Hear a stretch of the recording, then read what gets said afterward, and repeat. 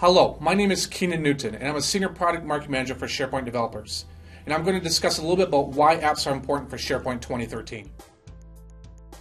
From a technical perspective, SharePoint has many concepts and artifacts to learn and use. The number of concepts and artifacts makes SharePoint difficult to learn for end users. End users are often confused by the number of available elements appearing in the ribbon and navigation. The SharePoint experience is different from many other web applications that are dedicated to single purposes. For example, Amazon is for sales, eBay is for auctions. But SharePoint has many purposes, such as search, content management, business intelligence, etc., etc. Within this array of concepts and artifacts, we have found that the end user's primary understanding of only four main things: sites, people, apps, and themes. So based on this information, we want to center the SharePoint experience on these four main concepts. When we create apps for SharePoint, we want to be aware of these concepts.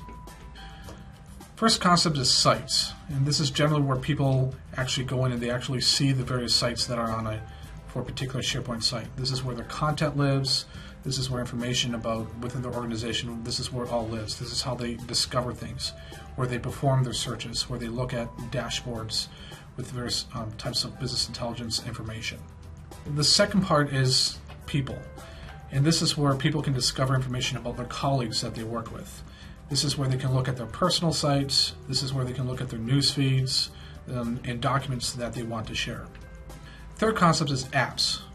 And apps is all the things that we leverage. And apps can be everything from a list, so you can think of a list as an app, or you can think of a library also as an app. So a picture library, a document library, a forms library, all these are just different types of apps, as well as custom apps that can be built for an organization or apps that can be purchased from the SharePoint store. And lastly is theming. And with themes, this is where an user can go ahead and brand their particular SharePoint site and make it look and feel the way they want to. In SharePoint 2010 and prior, SharePoint had three of the four concepts available out of the box. Those were sites, people, and themes.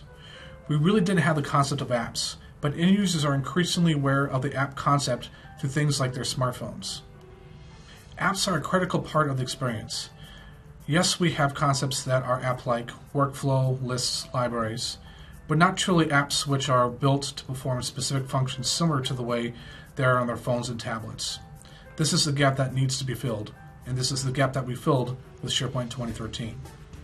Aside from the end user perspective, apps fill a technical need as well. There have been big issues with fully trusted applications. They can destabilize the farm, and they are difficult to migrate to new versions of SharePoint. The initial attempt to solve this problem was the sandbox solutions.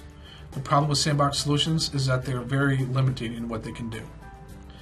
In this module, we took a look at why apps for SharePoint 2013 are important.